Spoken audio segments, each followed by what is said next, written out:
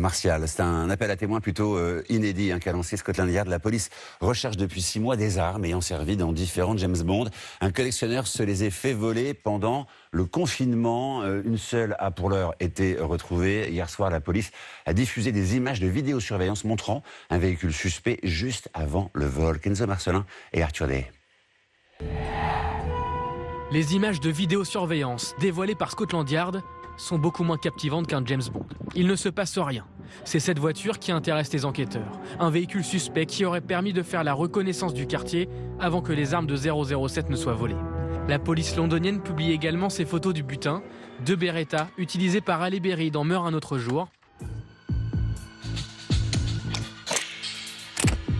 Et deux autres armes beaucoup plus emblématiques. Guillaume Evin, bondologue, nous en dit plus. D'une part, le fameux Walther PPK de Roger Moore dans Dangereusement Vôtre. Ici, on le voit dans la célèbre séquence de poursuite en haut de la Tour Eiffel.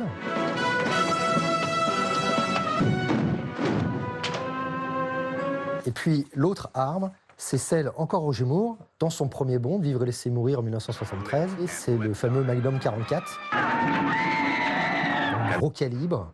Donc là, cette fois, ce n'est plus un pistolet, mais un revolver. Ces armes en soi, si elles n'appartenaient pas à James Bond, tout le monde s'en moquerait. Mais là, parce qu'elles ont été maniées par 007, elles acquièrent une valeur inestimable.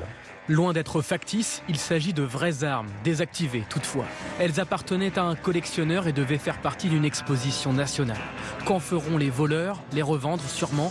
Quoiqu'une de leurs prises, ce pistolet Lama à poignée jaune, issu de Meurt un autre jour, a été retrouvé rouillé dans un champ.